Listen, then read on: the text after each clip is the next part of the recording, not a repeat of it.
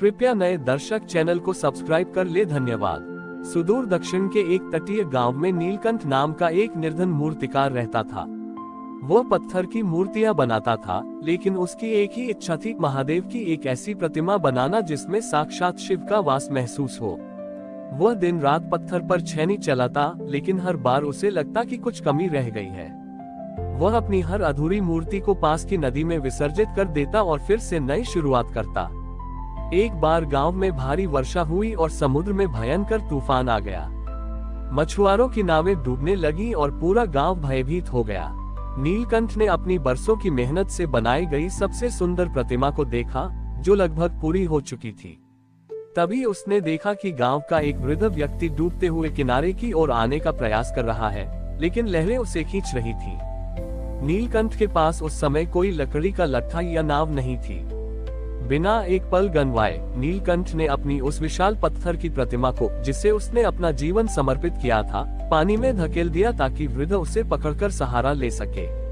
प्रतिमा भारी थी और लहरों के बीच एक आधार बन गई। वृद्ध ने उस प्रतिमा का सहारा लिया और उसकी जान बच गई, लेकिन भारी लहरों के दबाव में वह प्रतिमा टकराकर खंडित हो गई और गहरे समुद्र में समा गई। नीलकंठ फूट फूट कर रोने लगा। उसे लगा कि उसकी साधना भंग हो गई और वह कभी महादेव की संपूर्ण मूर्त नहीं बना पाया। उसी रात स्वप्न में नीलकंठ ने देखा कि साक्षात महादेव उसके सामने खड़े हैं। महादेव के गले में वही माला थी जो नीलकंठ ने पत्थर पर उकेरी थी। महादेव मुस्कुराए और बोले, हे नीलकंठ, तूने पत्थर में मुझे खोजने के बजाय जीवित प्राण में मुझे देखा। जिस क्षण तूने अपनी कला का मोह त्याग कर एक जीवन बचाने के लिए मेरी मूर्त को विसर्जित किया, उसी क्षण तूने मेरी सबसे सुंदर प्रतिमा बना ली थी।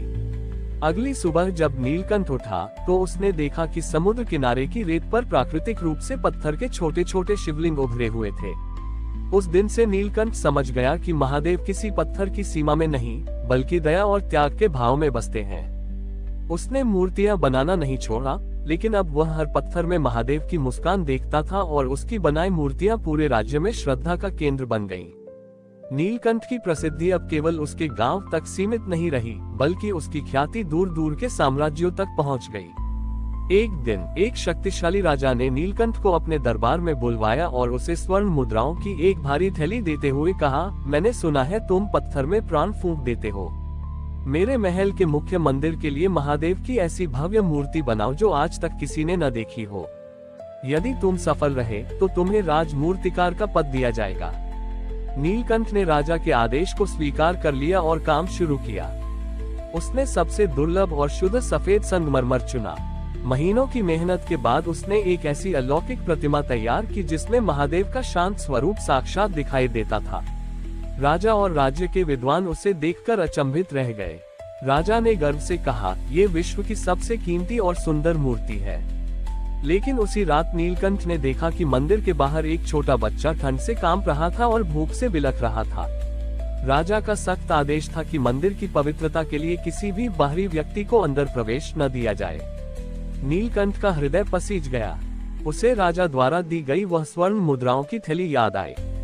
उसने आधी रात को राजकोष से मिली उन मुद्राओं का उपयोग करके न केवल उस बच्चे के लिए भोजन और वस्त्र का प्रबंध किया, बल्कि गांव के उन सभी गरीबों की सहायता की जिनकी फसलें उस साल नष्ट हो गई थी। जब राजा को इस बात का पता चला कि नीलकंठ ने राजसी उपहार को सामान्य लोगों पर खर्च कर दिया, तो वह क्रोधित हो गया। राजा ने कहा, वह धन उस भव्य मूर्ति के सम्मान के लिए था, तुमने उसे व्यर्थ कर दिया। नीलकंठ शांत भाव से मुस्कुराया और राजा को मंदिर ले गया।